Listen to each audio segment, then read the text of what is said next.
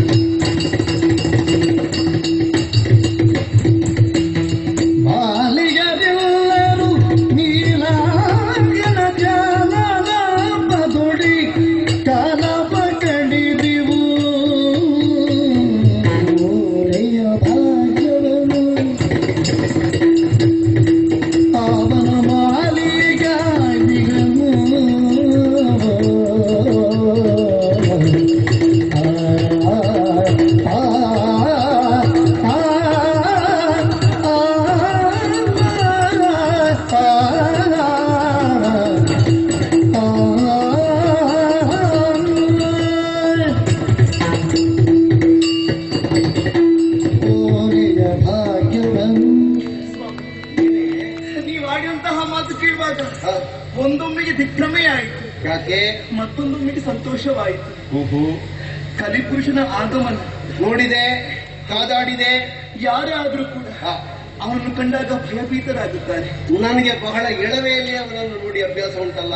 ಅಂತಹುದರಲ್ಲಿ ಅವನೊಂದಿಗೆ ಕಾದಾಟ, ಅವನೊಂದಿಗೆ ಜಯಸಿರಿಯನ್ನು ನಿಮ್ಮ ಪಾಲಿಗೆ ಪ್ರಾಪ್ತಿಯಾಯಿತು.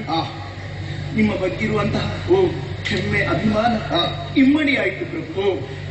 ಹೋದಂತಹ ಕಾರ್ಯದಲ್ಲಿ ನಿಮಗೆ ಯಶಸ್ಸು ಪ್ರಾಪ್ತಿಯಾಗಲಿ ಎನ್ನುವ ಹಾಗೆ ನಾನು ಮಾತ್ರ ಅಲ್ಲ, ನಮ್ಮ ಅರಮನೆಯಲ್ಲಿರುವಂತಹ ಸಕಲ ಬಾಲಿಯರು ಕೂಡ ಆ ಪರಮಾತ್ಮನು ಅನವರತವೂ ಕೂಡ ಅನುದಿನವೂ ಕೂಡ ನಾವೆಲ್ಲವೂ ಭಜಿಸ್ತಾ ಇದ್ದವರು, ಪೂಜೆಯನ್ನು ಸಲ್ಲಿಸ್ತಾ ಇದ್ದವು. ದಿಗ್ವಿಜಯಕ್ಕೆ ಹೊರಟಂತಹ ನಮಗೆ ಎಲ್ಲಾ ಕಡೆಯಲ್ಲಿಯೂ ಜಯಪ್ರಾಪ್ತಿಯಾಗಲಿ ಅಂತ ಜಯಾಂಗನೆಯರಾದಂತಹ ನೀವು ಭಗವಂತನನ್ನು ಪ್ರಾರ್ಥಿಸಿದ್ದು ಬಹಳ ಒಳ್ಳೆಯದಾಯಿತು. ನಮ್ಮ ಓಲೆ ಭಾಗ್ಯವನ್ನು ಆ ಪರಮಾತ್ಮನೇ ಉಳಿಸಿಕೊಟ್ಟ ಪ್ರಭು. ಈ ಹಿಂದೆ ನೀವು ಗರ್ಭದಲ್ಲಿ ಶಿಶುವಾಗಿರುವಂತಹ ಸಂದರ್ಭ ಅಶ್ವತ್ಥಾಮರೇ ಒಂದು ಅಸ್ತ್ರವನ್ನು ಪ್ರಯೋಗಿಸಿದಂತೆ ಆ ಕಾಲಕ್ಕೆ ಆ ಶ್ರೀಕೃಷ್ಣ ಪರಮಾತ್ಮ ಸುದರ್ಶನವನ್ನು ತಡೆಯಾಗಿ ಕಳುಹಿಸಿಕೊಟ್ಟ, ನಿಮ್ಮನ್ನು ರಕ್ಷಿಸಿದ. ಸರಿ, ಇಂದು ಕೂಡ ಹಾಗೆ ಆ ಶ್ರೀಕೃಷ್ಣನ ಕೃಪೆ ಎನ್ನುವಂತಹ ಕಟಾಕ್ಷ ನಮ್ಮ ಮೇಲೆ ಸದಾ ಇದೆ, ಸದಾ ಇರಬೇಕು ಅಂತ ಬಯಸುವರು ನಾವು.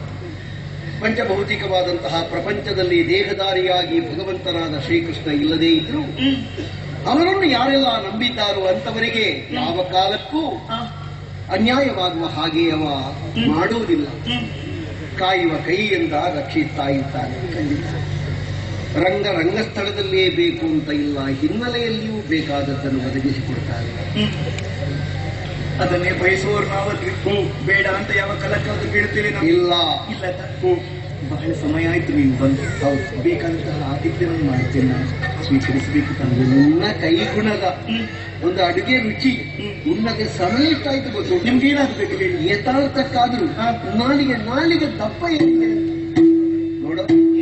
ಇವತ್ತೊಂದು ವಿಶ್ರಾಂತಿ, ನಾಳೆ ಜಲಕ್ರೀಡೆಗೆ ಹೋಗ್ಬೇಕು.